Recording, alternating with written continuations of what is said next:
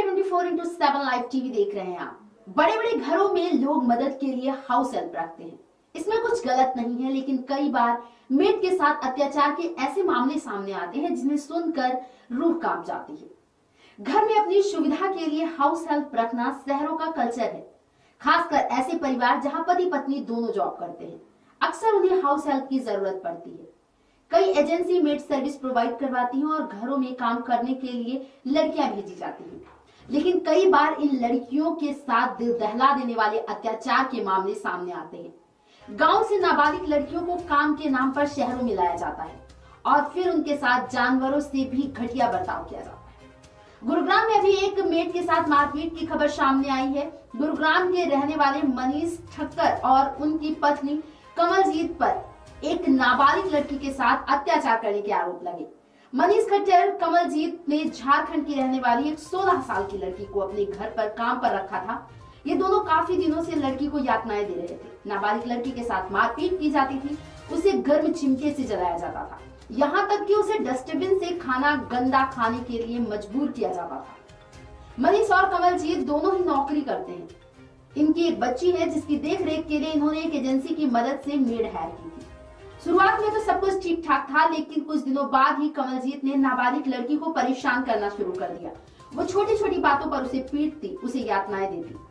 गुरुग्राम में काम कर रही एक एनजीओ को किसी ने इस बात की सूचना दी, जिसके बाद इनके घर पर रेड हुई और फिर इनके जुर्म सामने आए।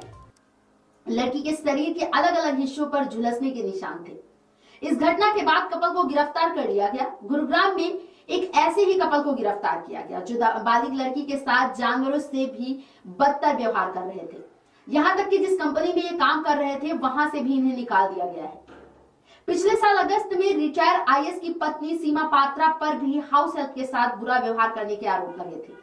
सीमा ने लंबे समय तक घर में काम करने वाली महिला को बंधक बनाकर रखा और उसे यातनाएं देती रही। जो महिला सीमा के घर में काम करती थी वो दिव्यांग भी थी। जब सीमा के घर से महिला को रेस्क्यू किया गया तो उसकी हालत बेहद खराब थी। सीमा पात्रा ने उसके शरीर को गर्म चिमटे से दागा था, रॉड से महिला के दांत तोड़ दिए थे। इस घटना के बाद आरोपी को गिरफ्तार कर लिया गया था। सीमा बीजेपी की नेता थी, लेकिन घटना के बाद उसे पार्टी से तुरंत हटा दिया गया था। अभी दिसंबर की ही बात करें, पिछले साल दिसंबर में नोएडा की एक सोसाइटी में मेड के साथ अत्याचार की एक ऐसी तस्वीर सामने आई थी जिसमें एक महिला लिफ्ट में मेड के साथ मारपीट कर रही थी। तस्वीर वायरल होने के बाद इस महिला पर कार्रवाई की गई तो पता चला कि नोएडा के क्लियो काउंटी सोसाइटी के रहने वाली सैफाली नाम की महिला है, जो काफी समय से अपनी मेड को यातनाएं दे रही थी। उसे रात भर काम करवाती और मारपीट करती। इतना ही नहीं, वो उसे घर से बाहर भी नहीं जाने देती थी। 6 महीने में उसे घर में बंधक बनाकर रखा था। हाउस हेल्प के साथ अत्याचार करने के एक मामले अभी जनवरी में भी सामने आया।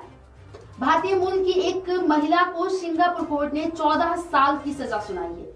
इस महिला ने अपनी बेटी के साथ मिलकर घर में काम करने वाली लड़की पर इतने जुर्म किए कि उसके सिर में चोट लगने की वजह से उसकी मौत हो गई। मामला 2016 का है, जब अब जाकर इस मामले में कोर्ट ने महिला को सजा सुनाई है। जरा सोचिए, ये जितने भी मामले हैं सारे बेहद पढ़े लिखे लोग हैं और हाई सोसाइटी से ताल्लुक रखते हैं, लेकिन अपने घर में काम करने वाले कर्मचारियों के साथ इंसान से की तरह नहीं बल्कि जानवरों की तरह व्यवहार करते हैं।